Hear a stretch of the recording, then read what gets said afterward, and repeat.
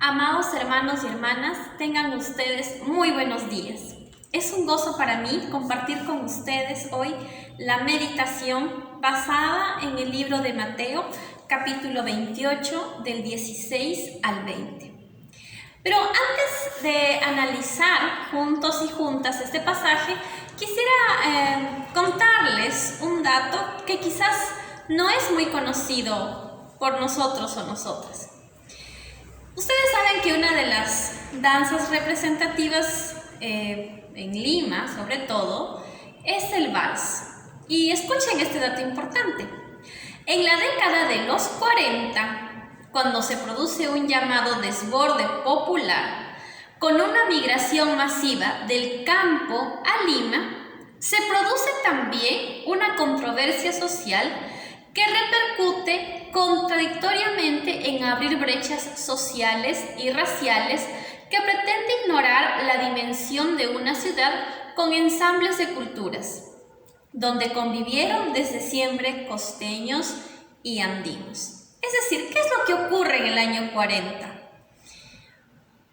Este baile típico comienza a ser una especie de rechazo o comienza a ser tomada en cuenta como una especie de contrariedad a las personas que venían de la sierra. Ustedes saben que el vals es un baile muy fino, donde se mueven los pies de forma muy delicada, mientras que en el zapateo, por ejemplo en el huaylas, típico de Huancayo, se nota un paso firme, es muy fuerte, con mucha fuerza, tanto hombres como mujeres demuestran su fuerza al bailar. Estos bailes se contraponen, pero el vals, al tornarse de esta manera o al hacerse más popular en esta época, muestra un rechazo a la gente de la sierra, contraponiendo incluso los pasos finos del vals frente a la fuerza del zapateo de los huaynos. Empiezo con esto porque me parece interesante tener en cuenta cómo muchas veces, aún siendo de un propio país, podemos tener cierto rechazo por lo ajeno, por el otro, por lo que nos es de alguna manera desconocido. Veamos ahora, hermanos y hermanas, el mensaje de Jesús en el Evangelio de San Mateo. El pasaje de hoy, como ustedes han podido ver, se ubica al final de este Evangelio. El texto empieza diciendo que estaban aquí 11 de los discípulos. Por supuesto, Judas ya no estaba para este momento. Este grupo está esperando en el monte de Galilea, donde Jesús había tenido un ministerio bastante próspero. Recordemos que Jesús así había ordenado a sus discípulos, que lo esperen en el monte de Galilea. El verso 17 nos dice que cuando los discípulos lo vieron, lo adoraron a Jesús. Debió haber sido maravilloso estar nuevamente con el Maestro. Sin embargo, también se nos dice que algunos dudaban. Y para entender esta duda que algunos de ellos tenían, tendríamos que ver los versículos del 11 al 15 del mismo capítulo, donde notaremos que los sacerdotes forman un complot con los soldados romanos y les pagan a fin de que estos soldados digan que el cuerpo de Jesús ha sido robado por sus discípulos. Probablemente, por esta razón, algunos de estos dudaban. Sigamos. En el verso 18 dice que Jesús les dice: toda potestad me es dada en el cielo y en la tierra. Noten cómo se contraponen las palabras de Jesús frente a la incredulidad de los discípulos. Jesús afirma, como Señor que es, que ahora Él es el Cristo Rey. Notemos claramente las dos naturalezas de Cristo en este Evangelio y en esta parte específicamente veamos a Cristo como Rey. Este atributo es garantía para los discípulos. Es una forma de legitimación para lo que nos va a decir en el siguiente verso. Y aunque Jesús se declara a sí mismo como el que tiene potestad en el cielo y en la tierra, vamos a ver que su reino de ninguna manera busca ser un imperio impuesto por la fuerza o por la violencia o haciendo acepción de personas, sino más bien que busca un reino de amor, de paz y de inclusión. Los versos 19 y 20, la primera parte, forman parte de esta gran comisión. Incluso en algunas Biblias antecede y dice la gran comisión. Jesús menciona estas palabras cuando está a puertas de irse, cuando está ya yéndose a los cielos junto con el Padre. Jesús va a dar estos últimos encargos a sus discípulos y va a mencionar 4 cosas muy importantes. Veamos la misión que nos encarga. En primer lugar dice, por tanto, id. ¿Qué significa este verbo?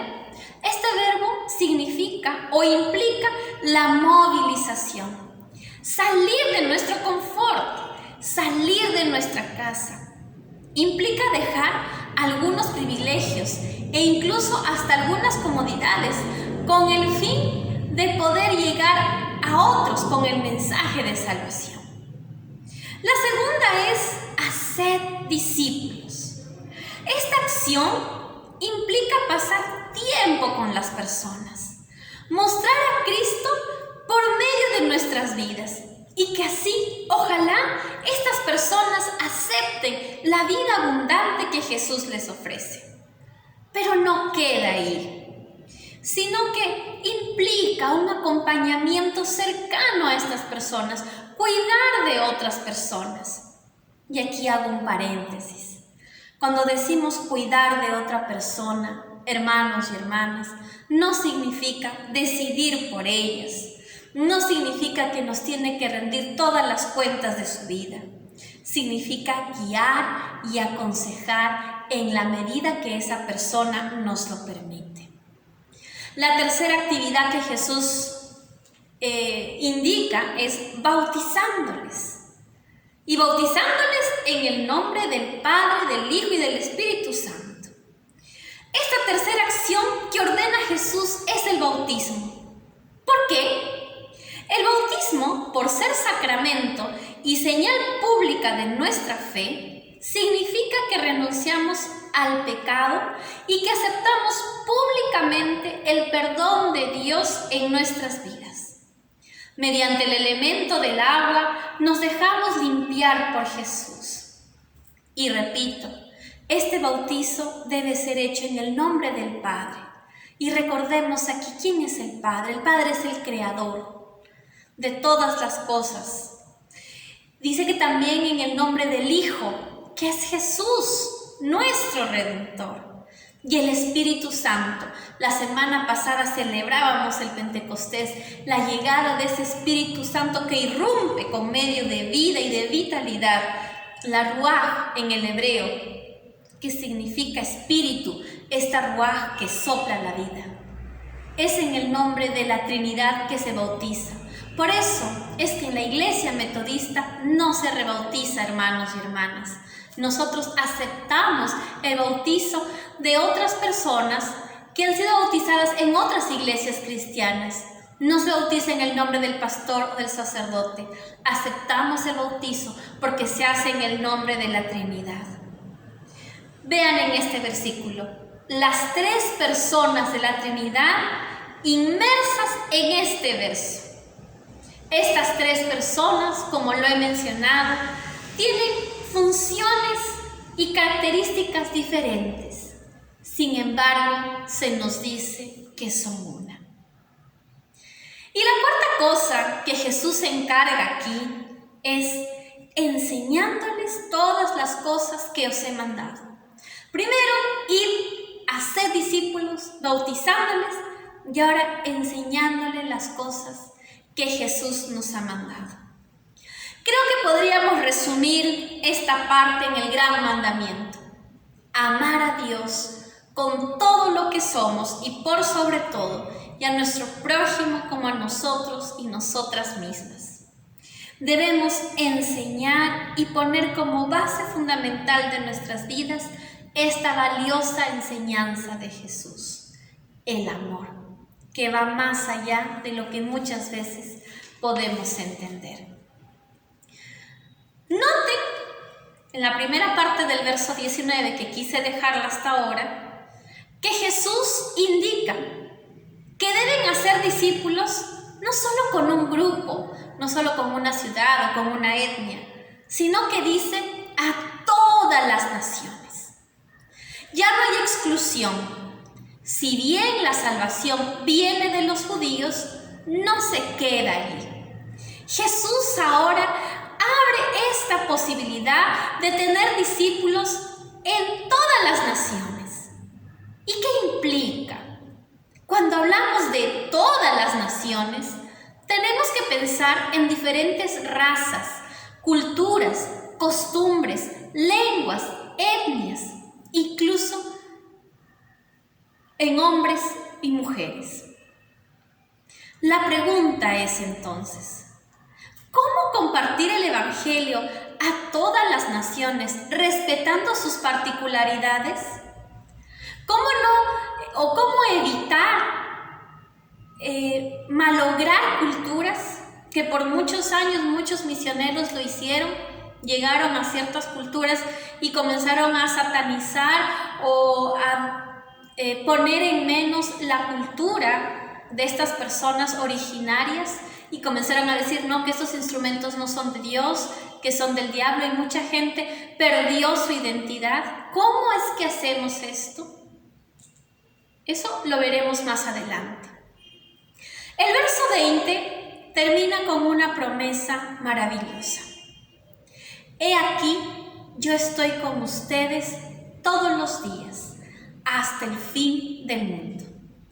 Si revisamos el primer capítulo de Mateo y lo comparamos con este último, empieza del mismo modo. Cuando Jesús nace dice Emmanuel, que significa Dios con nosotros. Y ahora al final del Evangelio Jesús vuelve a afirmar lo mismo y dice, yo estoy con ustedes. Sí, Jesús está con nosotros si nosotros cumplimos su misión.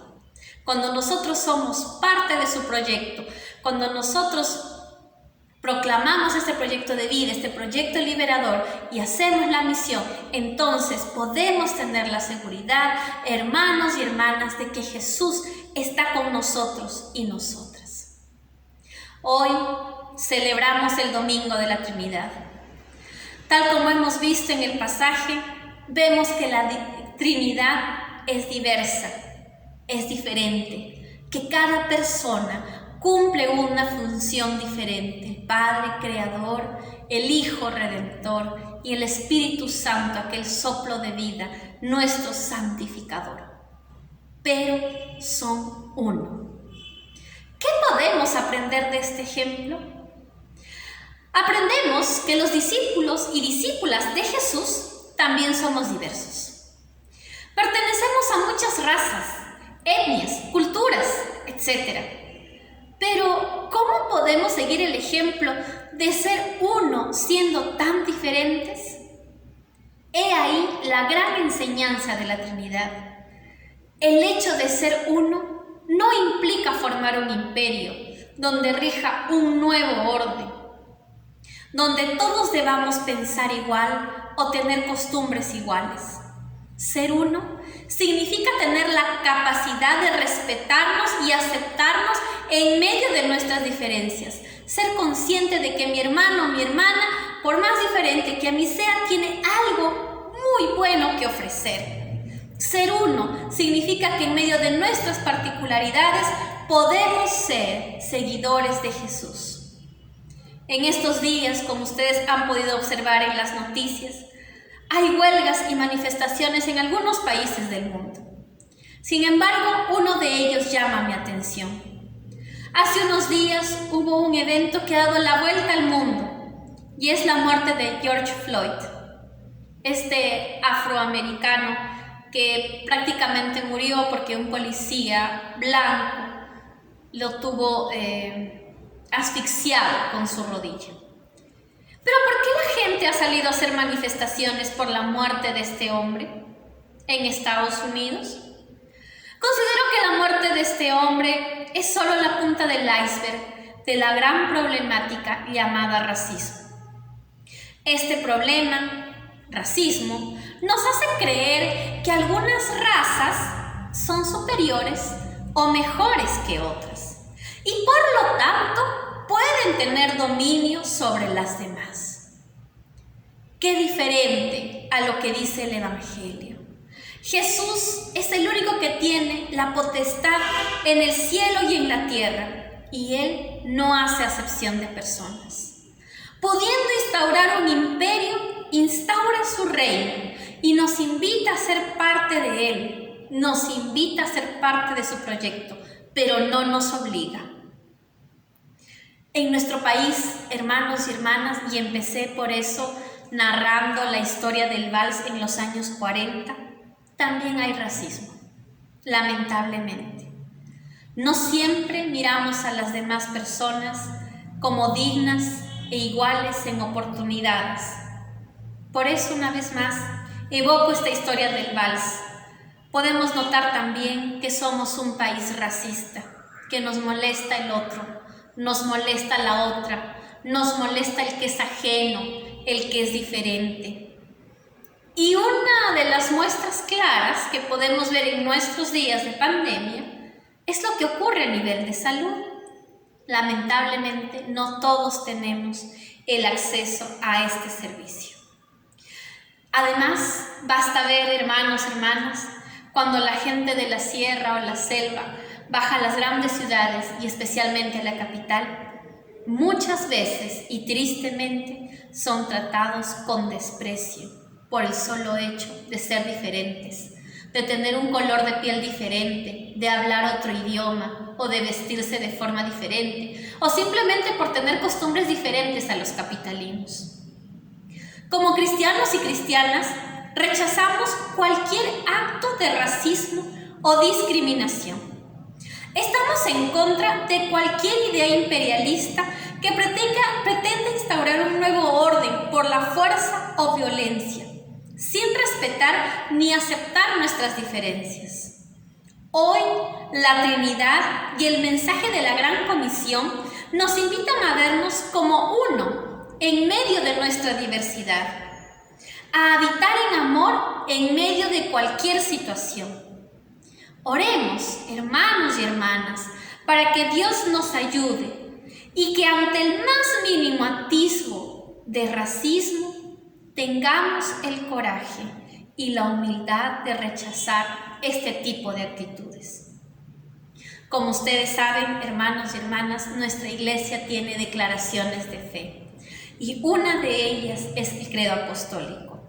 Por ello, como declaración de nuestra fe y en medio de nuestras diversidades, pero siendo uno como la Trinidad y comprometiéndonos a no hacer acepción de personas, sino que alcancemos a las personas de todas las naciones, oremos este credo apostólico.